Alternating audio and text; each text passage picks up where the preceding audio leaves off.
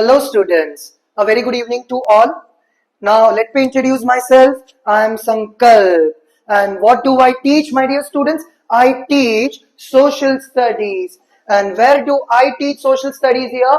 I teach social studies at Arihant Educare. So my dear students, as we totally know, there are four components of social studies. And what are the four components? History, political science, economics, and geography. And out of the four, what do I teach here? I teach history and political science. So beta, my dear students, for how many marks do we have history and political science? For 40. And history, kitne marks ke liye aayega? History would be coming for 18 marks and 2 marks would be allotted for map reading. So 18 and 2, that is 20 marks. So 20 marks is going to come for sure. Okay, so now in our CBSE, in our question paper, we have question number 1. And our question number 1 is completely going to deal with MCQs. Now there are many types of MCQs. There is simple MCQ. There is concept-based MCQ. Now we will be having another type of MCQs that is called as assertion and reason. So my dear students, in our history, do you know we have a very important chapter? And what is the name of that very important chapter? Yes, you got it correct. And that is Rise of Nationalism in Europe. And we are going to solve the assertion and reason based questions on rise of nationalism. So many a times I totally receive a feedback. मुझे बहुत बार मेरे students कहते हैं sir कि A and are का question है ना थोड़ा कंफ्यूजिंग है, थोड़ा टफ है, थोड़ा ट्रिकी है, but no worries here, we are going to solve some questions and we are going to get some answers. Now remember, if you have read the text well, if you are well versed with the concept, then A and R is easy. A and R is best. A and R is the scoring aspect. You just name it, you get it. So let us solve the question one after the other. Now let's read the first question here and let us understand the concept. Understand the concept. Remember this line, it will be very useful to you. Let us repeat with ourselves. Understand the core and understand the concept. Let us understand the core here. Let us read the two statements here. Let us go with statement A. Mazzini's staunch opposition to monarchical rule and his advocacy for democratic republics alarmed the conservative forces of Europe. Let us go to statement B, that is the reason Metternich referred to Mazzini as the most dangerous foe existing in social order. Now, is it ringing the bell? Yes, it should be. And I can understand you guys have totally understood. You know it. Let us solve it. We know, we solve, we crack. So let us understand the statement in light here. So let us understand who is Mazzini here. Now Mazzini totally stands for Joseph Giuseppe, Mazzini stands here for Giuseppe Mazzini. And who was Giuseppe Mazzini? Giuseppe Mazzini was an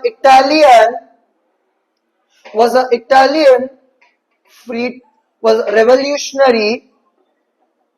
Mazzini was an Italian revolutionary. Now Mazzini was the person who was very clear in his mind.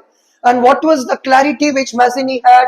Mazzini knew that remember, one day the social order needs to be changed. Europe desired a change. Europe wanted a change from the past 2300 years. Remember my dear students, European history is studied as a consecutive unit. तो Mazzini को पूरे Europe में change चाहिए था. तो Mazzini, what change did he wanted? Mazzini wanted that Italy should be unified. Italy should be unified and Italy should be a republic. Italy should be a unified nation. That was the goal of Mazzini. So if we take it here, so if we take this thesis here, that if Mazzini wanted Italy to be a democratic republic, so remember Newton's law here, for every action there is an opposite and equal reaction. So there will be some people now who would be disliking Mazzini. Yes, there would be. And you guys taught it correctly. And who could oppose him? Yes, my dear students, I can understand your feelings here. It is none other than the conservatives. Now, conservatives are the people whom we can remember in a code called as CSMT. That is Church, Society, Monarchy, Tradition. CSMT, that we can completely remember it out. So if we take conservatives, so in लोगों to these people totally like the monarchy. So will they allow Mazzini to achieve his goal? No. But sir, conservatives का rule कभी आया? When did the conservatives started to dominate? After the Congress of Vienna. Then who is completely leading the conservatives here? That is the most staunch enemy of entire liberalism and nationalism, that is von Metternich. Duke Karl Clemens von Metternich.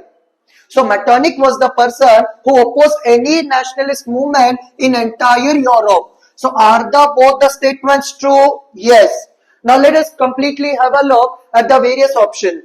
Both A and R are true. I would be referring assertion as A and reason as R. So A and R are true and R is the correct explanation of A. Let us look at option B. Both A and R are true, but R is not the explanation of A. See, assertion or A is true, but R is false. And option D, that A is false, but R is true. Let us totally look out. So if we take the entire discussion, so we see that both are true. Both are completely corresponding to each other. So in this situation, what would be the best option here? What would be the best option here? Yes, you're correct. You're thinking correct. That is option A. Option A is the correct option to be guessed. Those who have got the answer, kudos.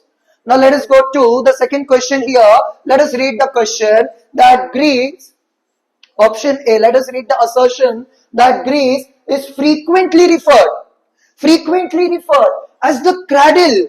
And what do we understand by the term cradle? The word cradle completely means origin of Western civilization.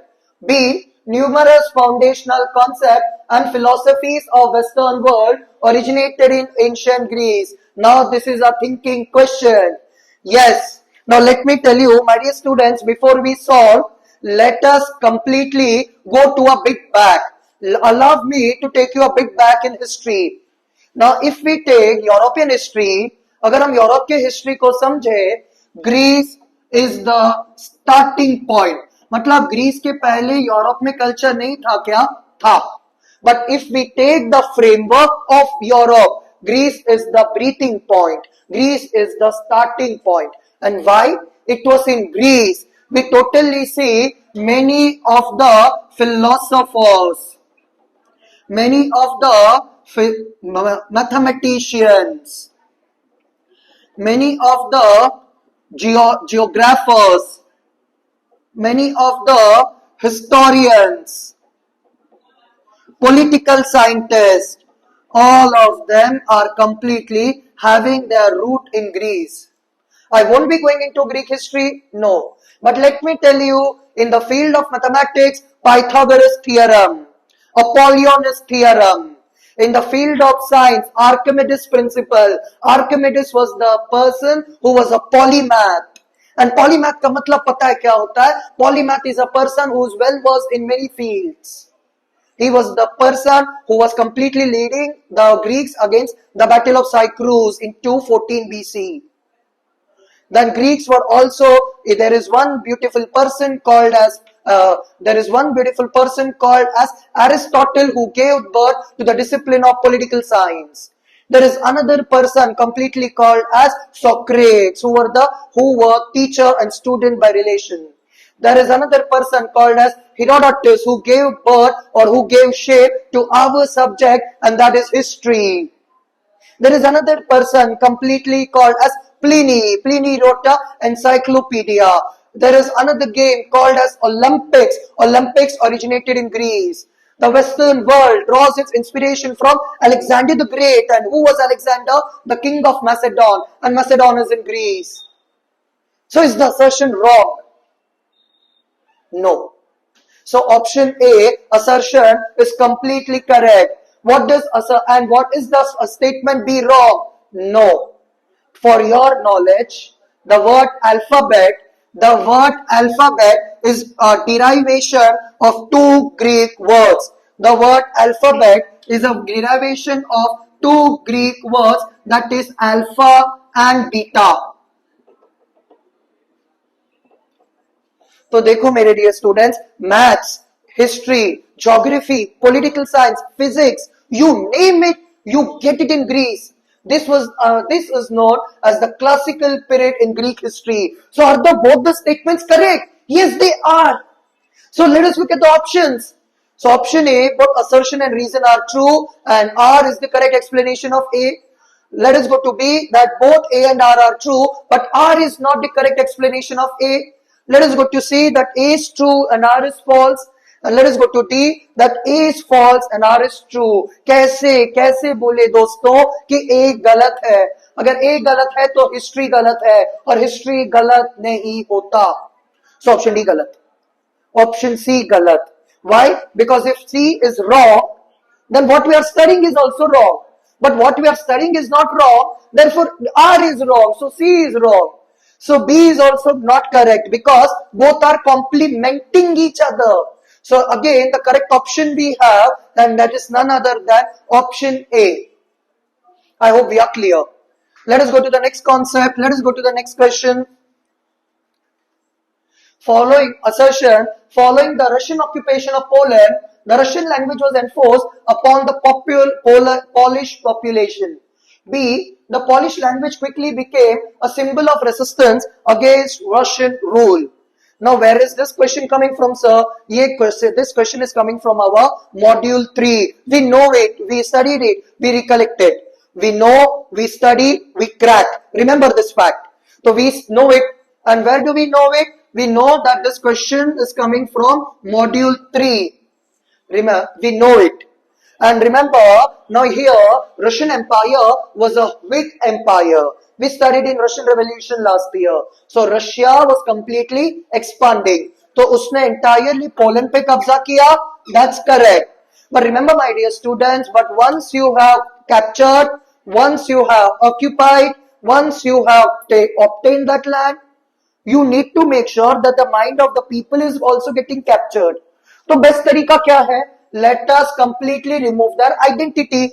And identity किधर से आता है? Language से, culture से, folk art से, उनमें से आता है. तो रशिया ने क्या किया? रशिया ने कल्चर को हटाया. रशिया ने रशियन इम्पोज किया. रशिया ने entirely started to erase the Polish identity. So A is completely correct. So here, but did the people remain silent? Did the people remain silent? Did the people remain silent? The option is no. लोगों ने, people also resisted it by the means of folk language, by the meaning of folk songs, and even they conducted prayers in Polish language. Why? Because language was totally dear to them. So are both the statements correct? The option, both the statements, yes, they are correct. So let us look at the options here. Both A and R are true? Yes. Both A and R are true? Yes. But R is the explanation of A. So the correct option is option A. I hope we are clear. Now let us come to another important question, that is case-based studies. And this is an extremely important question which would be coming at the last of our paper for 4 marks. Question number 1 for 1 mark. Question number 2 for 1 mark. Question number 3 for 2 marks. Total 4. Let us make sure we are solving it at our best. Remember the code. We know it, we solve it, we crack it. Let's read the passage together. Secret societies sprang up in many European states to train revolutionaries and spread their ideas. To be revolutionary at this time meant a commitment to oppose monarchical forms that had been established after the Vienna Congress, and to fight for liberty and freedom. Most of these revolutionaries also saw the creation of nation states as necessary part of the struggle for freedom. One such individual was Italian revolutionary Giuseppe Mazzini. He subsequently founded two or more underground societies, firstly Young Italy in Marseille and then Young Europe in Bern, whose members were like-minded young men from Poland, France, Italy, Germany. Mazzini believed that God had intended nations to be natural units of mankind. So Italy cannot be a patchwork of small states. It had to be forged into a single unified republic and a wider alliance of nations. This unification alone could be on the basis of Italian liberty. Following his model, secret societies were set up in Germany, France, Switzerland, and Poland. Mazzini's relentless opposition to monarchy and his vision for a democratic republic frightened the conservatives. Metternich described him as the most dangerous enemy of our social order. We have read it. Now remember, in order to crack case-based MCQ, now for all our exams, in our future life, passage-based questions would be coming. Now my dear students, 10th standard हो या कोई भी standard होने दो, आप competitive exams भी दो, passage-based questions will always come. In order to solve these questions, you need to read the passage clearly. If you are clear with the passage, you are clear with the questions. If you are not clear with the passage, you are not clear with the question. Let us totally read the first question in front of us. What were the reasons behind the rise of secret societies in Europe? The answer here, that is to oppose monarchical forms. Secret societies rose to oppose monarchical forms of government. Okay, to oppose monarchical government, to establish a nation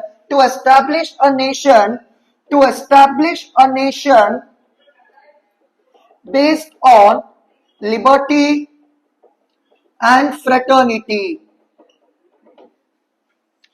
Because that is our answer. To create a nation state. I am giving you three reasons. There were three reasons why secret societies came up. One for nation state, two for establishing a nation based on freedom, based on equality, based on to change the existing system, and to oppose monarchical form. I hope we are clear. Let us go to second question here.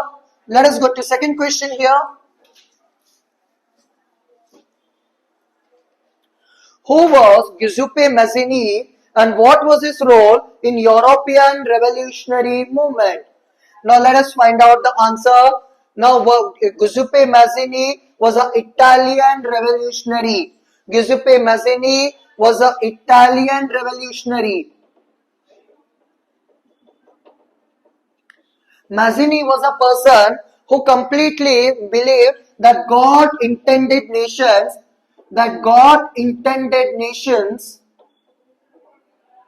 to be natural units of mankind.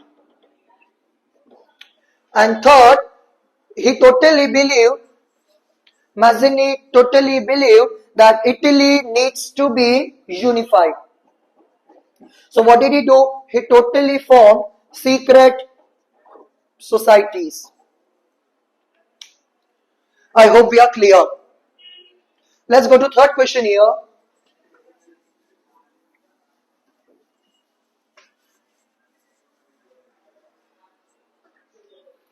Identify the two secret organizations of Mazzini. So what are, let us find out in the passage. That is Young Italy in Versailles and Young Europe in Bern. Young Italy in Versailles,